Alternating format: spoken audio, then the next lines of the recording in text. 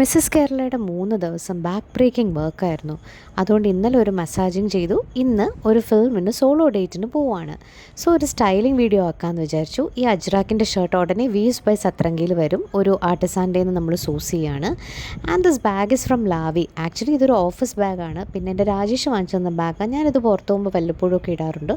പിന്നെ ഒരു ബാഗി ജീൻസും. ഇപ്പം എങ്ങനെയാണെന്നറിയാമോ, നിൽക്കുമ്പോഴൊക്കെ പാജൻ പോസിലേ നിൽക്കാൻ പറ്റുന്നുള്ളൂ. A pair of Kolhapuris from team Kalani. നേരത്തെ ഞാൻ കാണിച്ചിട്ടുള്ളതാണ്. പിന്നെ ബ്രൗൺ ബാഗിൻ്റെ കൂടെ അത് മാച്ച് ചെയ്ത് പോകുന്നുണ്ട്. അങ്ങനെ അങ്ങ് സ്റ്റൈൽ ചെയ്യാമെന്ന് വെച്ചു. കൊള്ളാമോ? നന്നായിട്ടുണ്ടോ? സ്റ്റോറിലെ വലിയ മിററിൻ്റെ മുമ്പിൽ ഞാൻ പതുക്കെ കാറ്റ് വാക്കും പാജൻ പോസും ഒക്കെ ഒന്നുകൂടെ നോക്കി കേട്ടോ.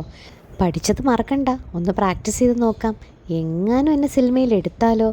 സബ് ടൈറ്റിൽ വിൻ ചെയ്തതിന് ഹസ്ബൻഡിൻ്റെ വക ഗിഫ്റ്റാണ്.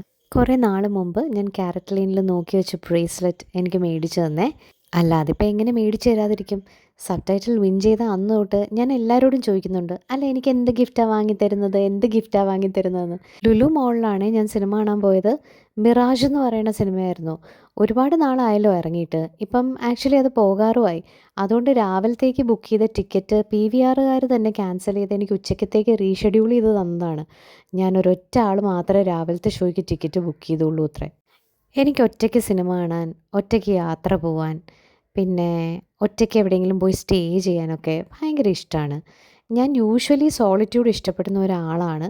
പിന്നെ വേണമെങ്കിൽ ആൾക്കാരുടെ കൂടെ മിങ്കിൾ ചെയ്തൊക്കെ പോകും. പക്ഷേ അത് എൻ്റെ എനർജി വൈബ് അല്ല എന്നുണ്ടെങ്കിൽ എനിക്ക് ഭയങ്കര ബുദ്ധിമുട്ടുമാണ്. നിങ്ങളൊക്കെ അങ്ങനെയാണോ? കമൻറ്റ് ചെയ്യാൻ മറക്കല്ലേ. പിന്നെ എൻ്റെ സ്റ്റൈലിംഗ് അതെങ്ങനെ ഉണ്ടായിരുന്നെന്നും പറയണേ. അപ്പം നാളെ കാണാം.